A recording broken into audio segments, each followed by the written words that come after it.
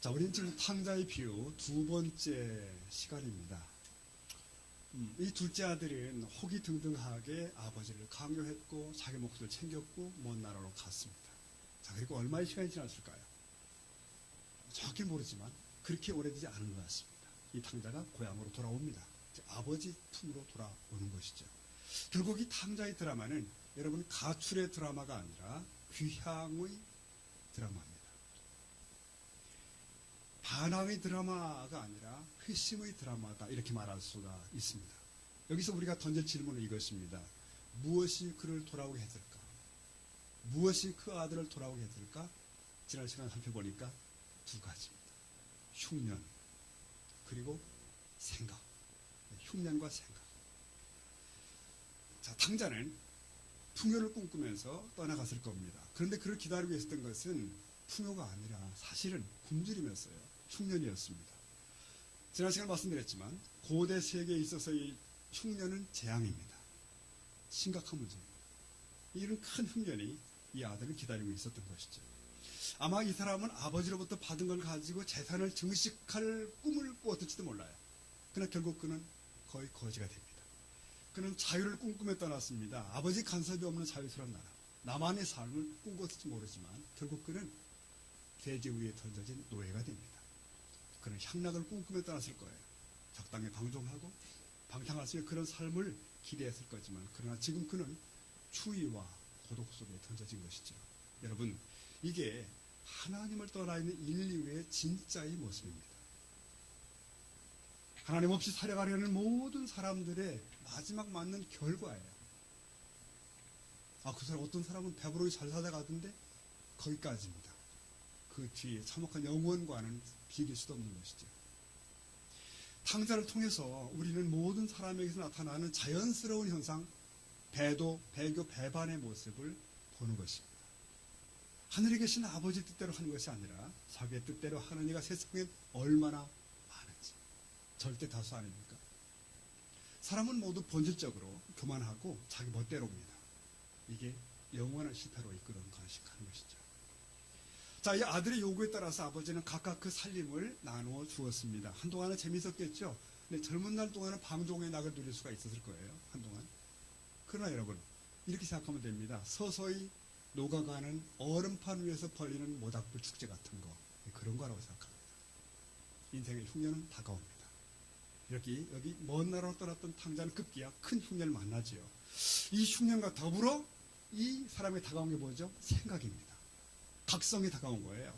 내가 아버지 떠난 것이 잘못인가 봐 하는 생각이 들기 시작합니다. 17절 이에 스스로 돌이켜 이르되, 같이 봅니다.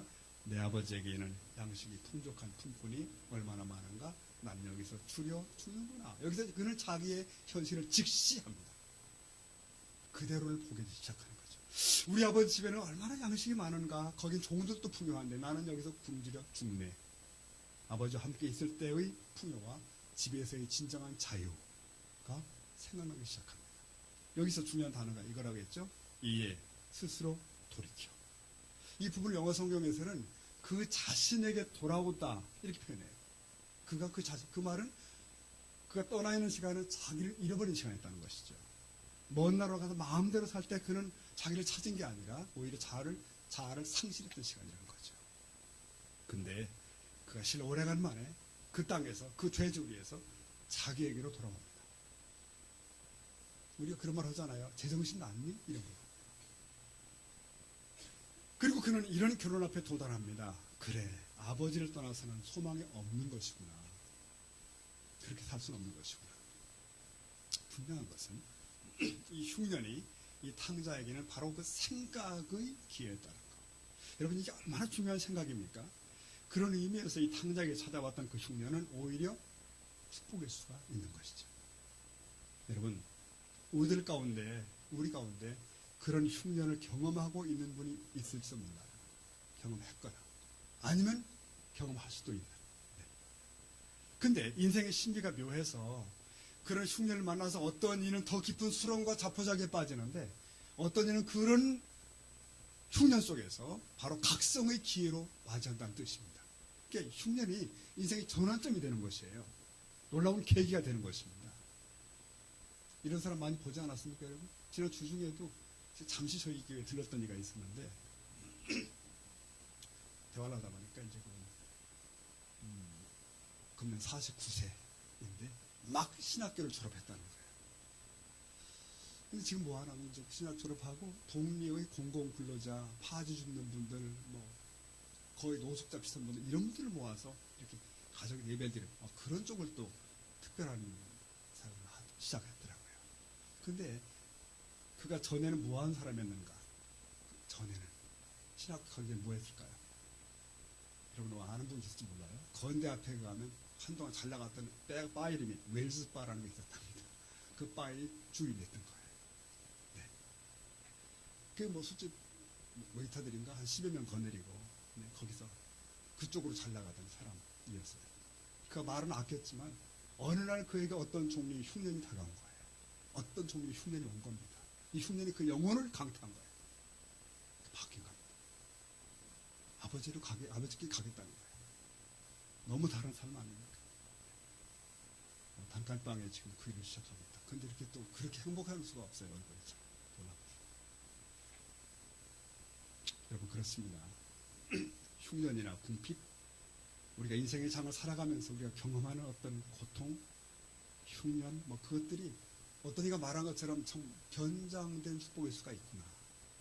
이 흉년 때문에 아버지를 생각하게 되고 돌아올 생각을 했던 이 사람, 이 경우에 이 흉년은 정말 중요한 것입니다. 복입니다. 흉년, 인생의 고통, 참 끊임없는 숙제죠, 여러분. 금세기에 가장 탁월한 기독교 저술가 중 하나로 꼽힐 수 있는 영국의 이제 분으로서 C.S. 루이스라는 분이 있습니다. 그가 한 번은 옥스퍼드 채플에서 설교를 하고 나왔는데 한 청년이 학생이 그를 붙들고 질문한 거죠. 선생님, 하나님이 살아계시다면 이 세상에 이렇게 설명할 수 없는 고통들이 왜 이렇게 많습니까? 이 C.S. 루이스 교수님이 이런 대답을 했다죠. 젊은이, 이 세상을 살아가는 사람들이 그러지 않아도 오만한데 고통마저 없다면 얼마나 사람들이 교만하겠는가. 공감이 되시나요? 그리고 이어서 하신 말씀이 고통은 말이야 귀먹은 사람들을 깨우쳐주는 하나님의 확성기야. 얘기했다. 하나님의 메가폰이다. 공감이 되시는지 모르겠습니다. 여러분 맞아요. 삶의 흉년 속에서 이 탕자가 비로소 하늘을 보내요. 각성을 해요. 역경 속에 사람들은 무릎을 꿇죠. 근데 비로소 사람들은 비로소 자기 자신에게로 돌아옵니다. 잃었던 자기죠. 영원한 목마름의 실체였던 하나님을 떠올리기 시작해요. 그래서 흉년은 필요합니다. 궁핍도 때로는 인생의 장에서 그래서 필요합니다. 사랑하는 성도 여러분, 지금 나와 여러분의 인생의 장에 흉년이 왔다고 생각하거든 뭐라고요? 생각을 하는 시간입니다. 생각. 전도서 7장 14절 형통한 날에는 기뻐하고 그 다음 뭘까요? 곤고한 날에는 되돌아보라. 구 번역 성경에서는 곤고한 날에는 뭐죠? 생각하라 그랬습니다. 곤고한 날에는 생각하라. 이 두 가지가 함께 우리 인생사가 있고 우린 감히 그 장래를 능히 헤아릴 수 없는 존재라는 사실을 얘기하고 있는 것이죠. 곤고한 날에는 생각하라. 아니 나는 지금 공부하지 않은데. 아니죠. 곤고한 날은 있습니다. 누구에게나 다가옵니다. 이 흉년 속에서 내 인생에 대해서 내가 나려야 할 결단이 있는 것입니다. 그것은 놀라운 회복의 찬스일 수도 있고요. 여러분 오늘 본문이 얼마나 많은 걸 얘기하는지 몰라요. 인간의 헛된 추구와 그로 인한 실패는 물론 인간의 자율성을 허용하신 하나님에 관해서도 언질하고 있는 것이죠. 보세요. 아들의 분깃의 요구를 거절할 수도 있는 아버지. 그러나 그는 아들의 요구가 결코 갑작스러운 충동이 아니라는 걸 알고 있었어요. 허락하죠. 여러분 하나님은 왜 사람에게 자유를 주시는가? 왜 그럴까요? 여러분 아버지는 왜 이 아들의 발목을 묶어놓지 않았을까? 답은 이겁니다. 아들이기 때문에 그렇습니다. 아들이기 때문에. 사람은 하나님의 형상을 이어받은 자녀 같은 존재로 지음을 받았습니다. 믿으시죠? 그게 특권인데 이 특권이 권리로 사람들은 아버지를 떠나기도 합니다. 그러나 이 탕자는 돌아오기도 합니다. 아버지를 떠올렸고 아버지 집으로 돌아오고. 자, 이제 우리는 돌아오는 그의 모습을 볼 차례입니다. 15장 20절 보니까 같이 읽죠. 시작. 이에 일어나서 아버지께로 돌아가니라. 아직도 거리가 먼데 아버지가 그를 보고 치근히 여겨 달려가 목을 안고 입을 맞췄다. 자, 잘 보십시다. 이에 일어나서, 그 왜 일어났다고요? 그 먼 나라에서 떠나려고 일어난 것이고 아버지 집으로 돌아가려고 일어난 것입니다. 근데 앞에 18, 19절 읽다 보면 이런 말씀이 나와요. 이 탕자가 거기서 후회하면서 한 얘기예요. 그래, 내가 일어나서 아버지께 돌아가자. 가서 이렇게 말씀드리자. 내가 아버지께 죄를 지었는데 아버지 아들의 감당을 못하겠습니다. 이런 참회의 고백을 준비를 하는 거예요. 그런데 그가 그런 생각만 한 것이 아니라 그는 거기서 생각한 뒤에 일어났고 그것을 실행하기 위해서 걸음을 옮기는 겁니다. 여러분, 언제까지 생각만 할 겁니까? 한번 생각해 보십시오. 여러분이 어떤 좋은 생각 하십니까? 하나님 앞에서. 언제까지 생각만 할 것인가? 생각은 귀하지요. 생각이 전환점이 되는 것입니다. 그런데 생각만 해서는 안 되는 것이죠. 결단을 내려야 됩니다. 그리고 떠나셔야 돼요.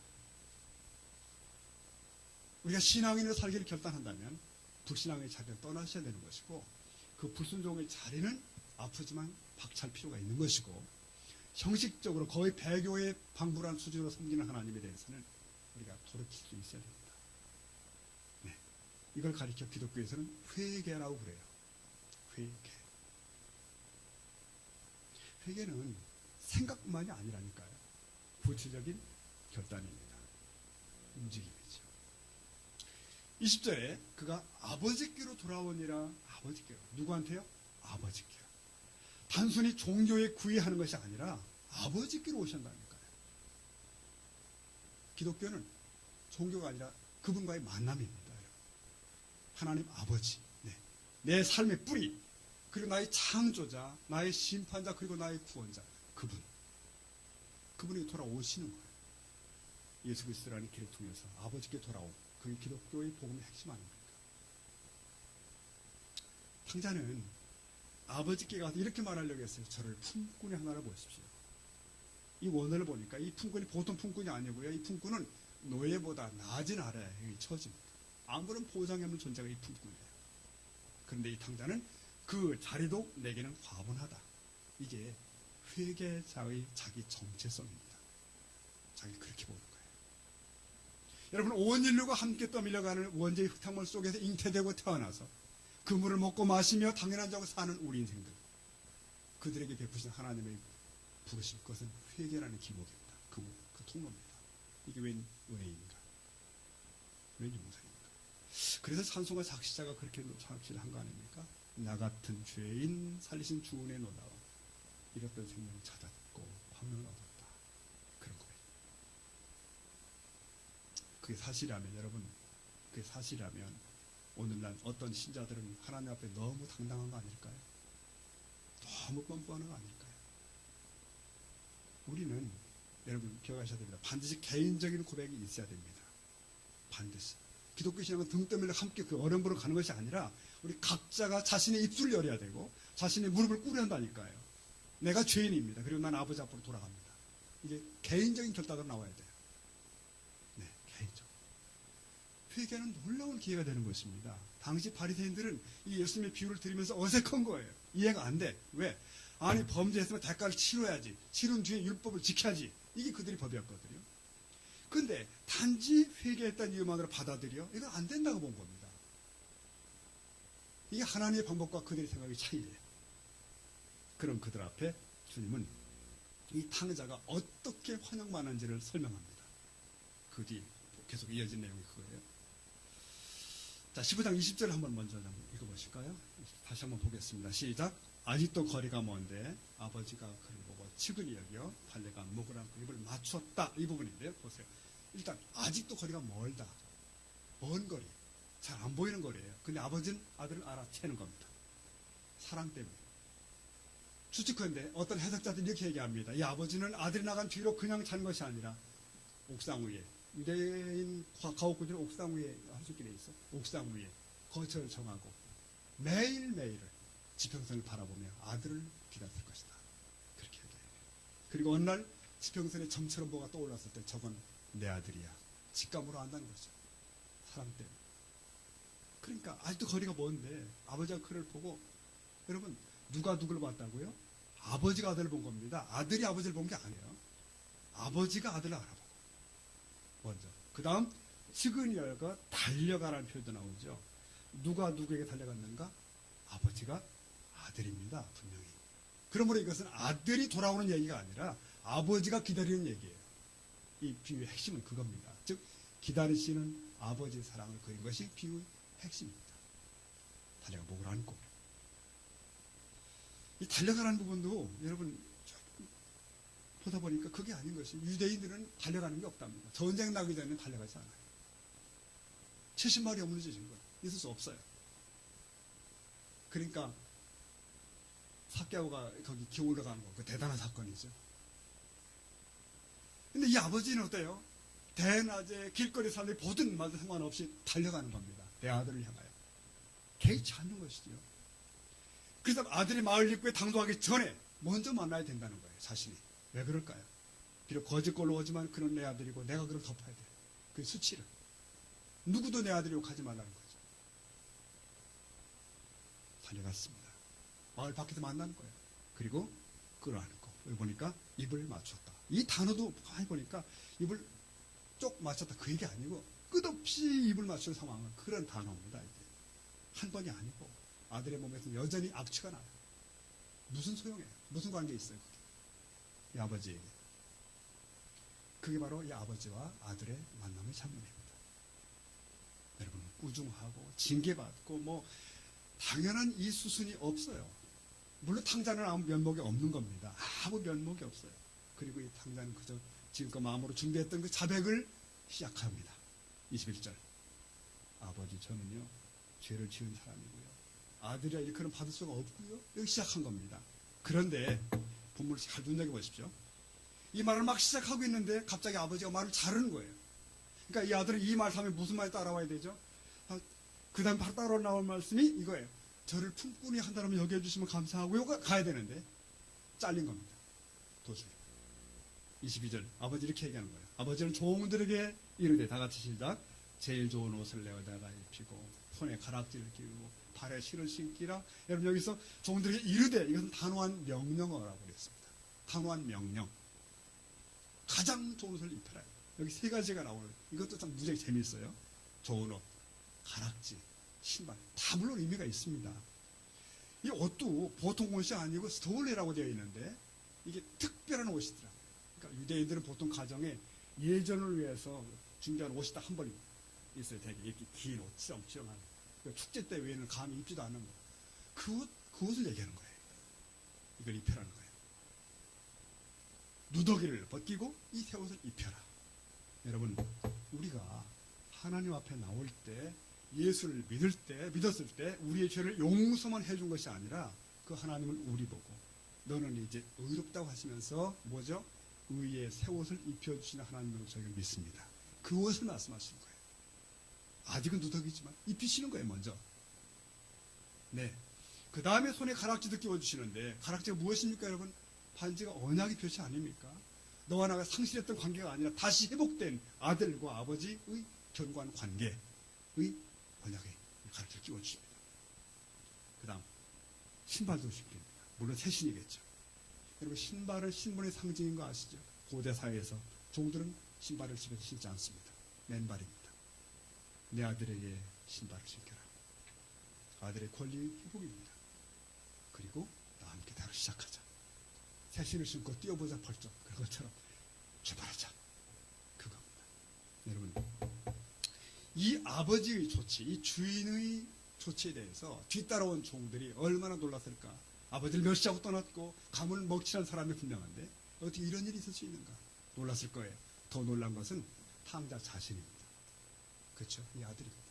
있을 수 없는 일이 벌어지는 거예요. 고개도 들 수 없는데 품권이 하나라도 할 수가 없는데 어찌 이렇게 나를 안아주십니까? 여러분 당시 전통에 따르면 이런 종류의 페르나는 가문이 모여가지고 때려 죽였습니다. 가문의 명예를 먹칠한 경우이기 때문에. 근데 이 아버지는 아들의 손을 잡고 동리를 지나 집으로 들어갑니다. 아마 많은 동네 사람들이 지켜보고 있었을 겁니다. 감히 분수리 할 수가 없는 거예요, 지금. 아버지가 데리고 간 아들을 바라보면서. 성도 여러분, 이것이 우리의 이야기입니다. 아버지의 자비, 그리고 복음이 무엇인가, 이거예요. 여러분, 한 죄인이, 한 사람이 하나님 앞에 돌아올 때 맨 먼저 걸리는 장애물이 있어지는데 바로 그것이 죄의식 혹은 죄책감일 수 있습니다. 아, 내가 내 멋대로 인생을 살아왔는데 이제 와서 무슨 낯으로 하나님 앞에 서지. 근데 이 비유를 가만히 보시면 이걸 알게 됩니다. 이 아버지가 미리 다 용서해 놓으시고 기다리셨습니다. 여러분 믿으십니까? 이 부분이에요. 용서가 이미 준비되어 있더라고요. 이미. 그 사건이 바로 무엇을 의미한다고요? 십자가의 사건입니다. 우리가 이 땅에 오기 전 2000년 전에 하나님 행하신 그 사건, 미리 행하신 준비의 용서 사건입니다. 네. 우리의 허물과 어쩌면 우리가 받아야 할 형벌들을 미리 받으시고 내 죄의 문제는 다 해결되었어. 너는 내 앞에 서기만 하면 돼. 돌아오기만 하면 돼. 그거죠. 그러니까 이 사건에 나타나는 우리 아버지 하나님, 그런 이미 용서해놓고 기다리신 우리 하나님이신 줄로 믿습니다. 너 똑바로 해. 대가 치러야 돼. 이게 아니라, 그러면 용서할게. 그게 아니라니까요. 용서해 놓으시고 기다리시는 아버지에게 우리 하나님의 모습이에요. 근데 이 바리새인들, 이 사람들이 이제 말씀드린 대로 자신들이 뭔가 행위를 통해서, 특히 율법을 지키는 행위를 통해서 이루어진다고 믿었는데, 여러분 마찬가지 오늘도 똑같은 패턴으로 인간이 도덕이나 무슨 그저 수양이나 종교적 행위들, 여기서 율법 행위를 율법을 지킨다는 말은 가장 인간이 할 수 있는 고상한 행위예요. 고상한 행위. 그런 것들로 되느냐? 안 되는 것입니다. 예수님은 인간의 의가 믿음으로만 주어지는데 그 믿음은 회개로 시작된다는 걸 말씀하시는 거예요.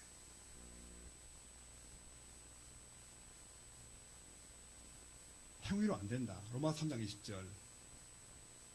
그러므로 다 같이 봅시다. 율법의 행위로 그의 앞에 의롭다 하심을 얻은 죄가 없나니 율법으로는 죄를 깨달음이라. 내 타락한 인간들이 하나님께 돌아올 수 있는 길 하나밖에 없다. 회개다. 라고 말씀하십니다. 이 파격적 조치예요. 하나님은 그렇게 돌아온 탕자를 원하고 계셨어요. 우리가 돌아설 때 여전히 죄로 아직은 부패해 있고 더러움에도 불구하고 예복을 입히시는 하나님, 반지를 끼우시는 그분, 어울리지 않는 복장을 주시죠. 어쩌면 성도라는 이름 자체가 우리한테 어울리지 않는 이름일 겁니다. 성도, 이 거룩한 이름. 우리 안에는 여전히 냄새가 나고 그게 우리의 모습입니다. 그러나 주님은 사단의 참소와 비난을 막기 위해서 어울리지 않는 복장을 미리 입히셔. 너 의롭다. 예복을 입히시는 거죠. 은혜입니다. 그래서 너는 안 돼 라고 말하는 사단의 참소를 차단시킵니다. 거기 속으시면 안 됩니다. 그래서 우리는 그날 이후로 겸손하게 이 길을 걷는 것입니다. 땅에서 나그네든 그리고 하나님의 존귀한 신분을 가진, 어쩌면 이중적인 신분이죠. 걷습니다. 여러분, 회개는 그래서 삶의 유턴이에요. 옛사람에 대해서, 거짓된 사람에 대한 죽음을 선포하고 다시는 그 악을 반복하지 않겠다는 결단이기도 합니다. 그래서 자신의 근본을 정직하게 아는 성도는 나댈 수가 없습니다. 하나님 앞에서 늘 얼굴을 들 수가 없거든요. 그럼 그 자의식이 있으십니까? 정말 탕자였던 사람들은, 그걸 아는 사람은 고개 숙이고 갑니다. 자랑할 게 없다 이거예요. 다른 데에 수군거릴 그런 자격이 없다니까요. 그게 그런 이들이 모인 것이 교회입니다. 믿으십니까?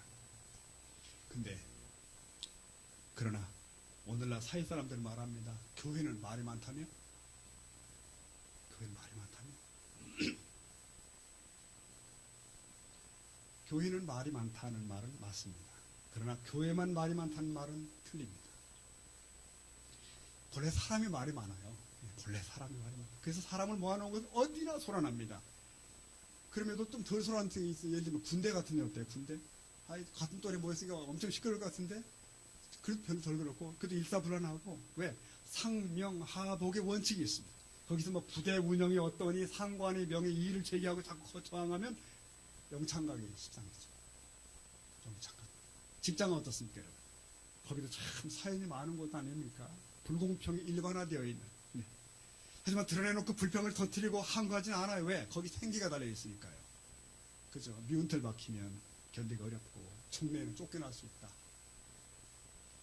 교회는 어떻습니까?